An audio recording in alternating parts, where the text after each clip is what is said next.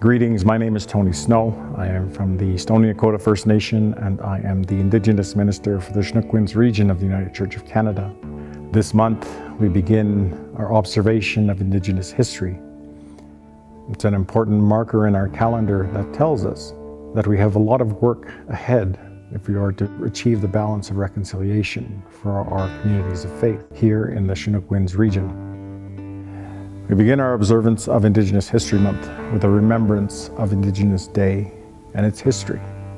Indigenous Day began in 1971 as a suggestion from the elders of the Ecumenical Circle at Morley, who wanted a way to commemorate our journey and our struggle since Confederation and what had happened to our people during that time, with displacement and resettlement on reserves, and the impact of the residential schools, as well as the incursion of rights taken away from the Indian Act. My name is Gloria Snow. I'm a student minister with the Chinook-Winds region, and I am from Minithni, Alberta, Stoney Nakoda. And as we gather today, gather in Inamakoche, Wakatanka Bounty, with all, you see the animals, the Swatanga, the Shunga, with me here today. We are surrounded by God's bounty. We're surrounded by the tall trees and the new growth, the green of the land coming alive again. We give thanks. And as we gather to share stories, share our historical fact, share of ourselves, our cultural ways, that we have held since time immemorial. We give thanks that we're still here, we're still resilient, and that there is a growth and a learning that is going onwards to the next generation. So as we gather, let us remember the stories, the songs, the ceremonies, the sacred time of year as we gather, and let us celebrate being Indigenous, being part of Indigenous History Month. Ishnish Pinimach. Ambawa state nanga ambane. Hey amunchastabi bae inazimintat bae chigyabi amba ejabchat. Waningas in hiubike she ingixiabitat. Nahtis togada yamintene mankochine da aingiji haminchen.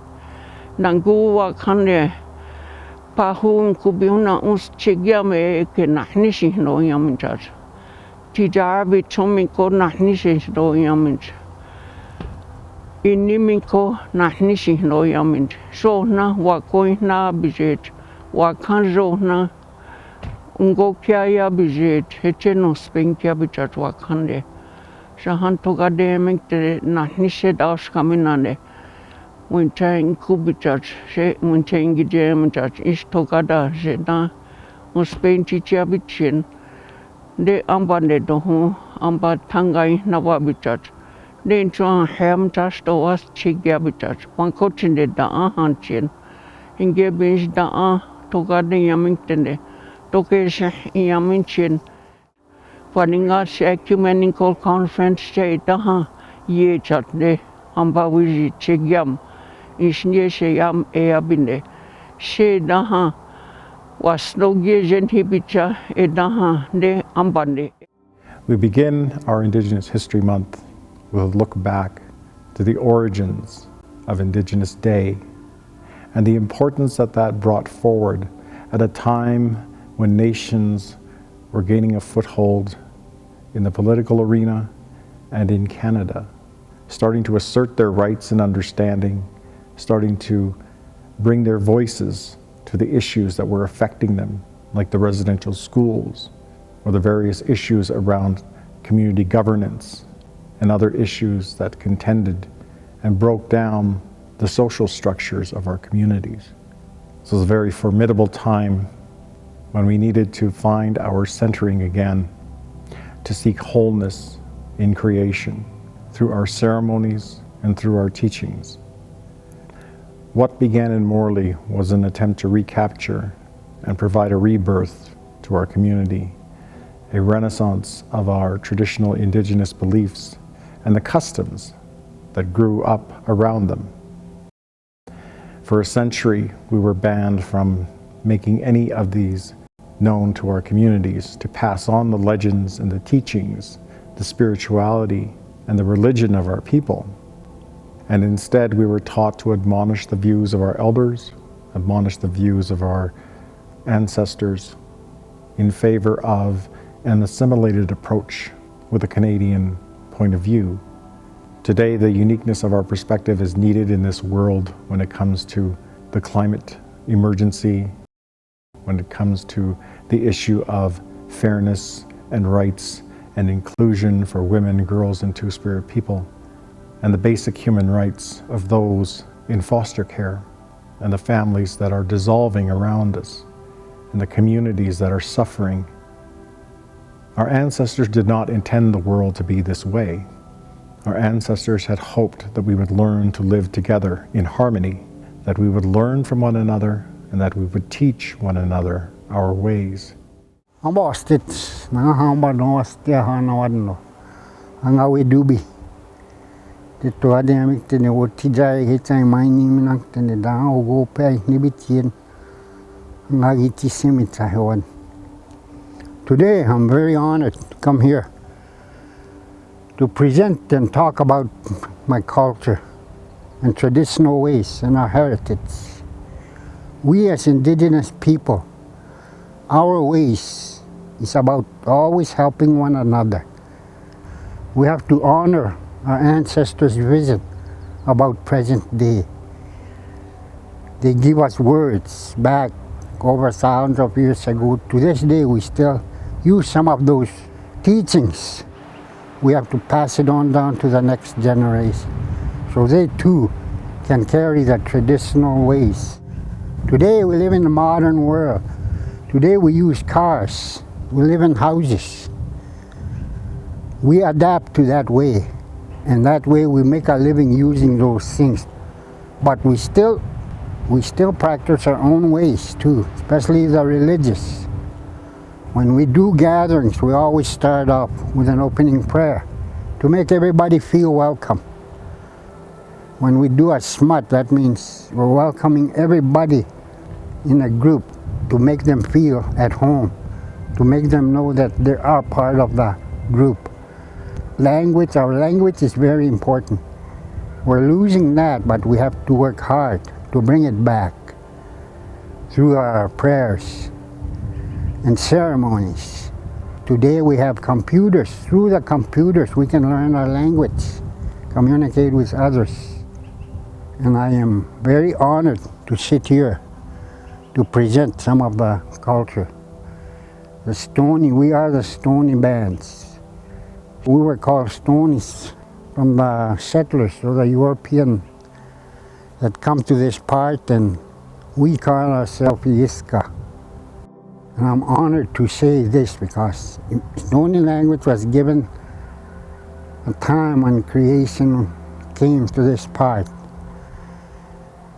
And those are some of the stories that we need to share and pass it on down. So, thank you. As we see the learning from Indigenous communities who have been through genocide, who have been through pandemics, who have been through apocalypses, the loss of their community, the loss of their identity, and yet many still hold strong for those teachings that went underground are now resurfacing in the hearts and minds of children, in the hearts and minds of those young people who are standing up. This is an important time for all of us to remember who we are and our role in this country, to be proper stewards of the land, to be proponents of change and inclusion, to ensure that everyone is heard, to ensure that everyone has a voice. I'm Philomene Stevens. I'm Stony Yiska, and I grew up on the Stony Reserve here, and my traditional name is Makuchiwia, passed on from my grandmother. We teach our culture, our culture. We're called knowledge keepers, and we teach the younger children about the traditions and protocols and to speak our language.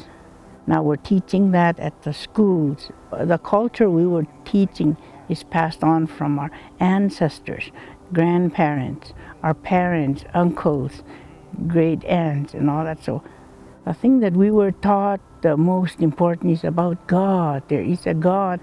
All people are the same, and we have respect for all other cultures, indigenous, any culture. We were told to have respect for any other religion. The children, the young people are really enjoying that. They're really interested in bringing back the culture. We volunteer and we help in the churches too, teaching the young children to sing the ceremonial songs.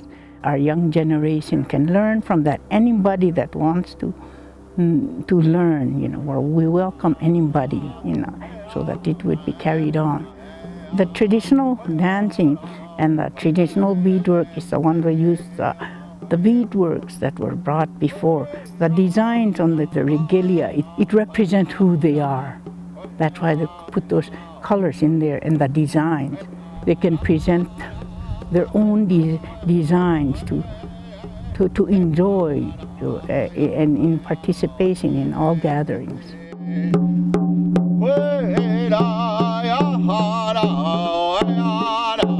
And people should, with a truth and reconciliation, they should read that. It's for everybody, not just for us.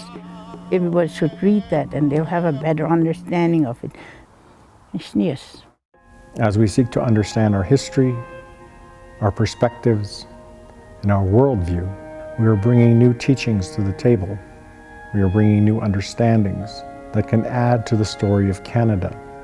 So in this month, as we take time to listen, as we take time to learn, as we take time to open our spaces to these teachings, may we begin to see the opportunities to change, the opportunities to grow as a people and as a community that includes all. When my family signed the treaty in 1877, they did this with the hope that we would welcome all into the future and that we would all be part of this Canadian story. But what they continued to put forward, even the descendants at the Indian Ecumenical Conference in Morley, was that through our teaching, through our ways of knowing, we can bring the wisdom that we need to the current moment. And we do that today by addressing the issues of reconciliation, the issues of the Truth and Reconciliation Commission report and the calls to action. We do that by observing the calls to justice and our actions that can help to change the plight of many who are subject to cruelty, discrimination, racism, violence, and death. There are so many things we need to work on, so much we need to do. And at this time, it is an opportunity to begin those steps as partners in this work of reconciliation and of repair for our relationships going forward to a brighter future for all. Thank you.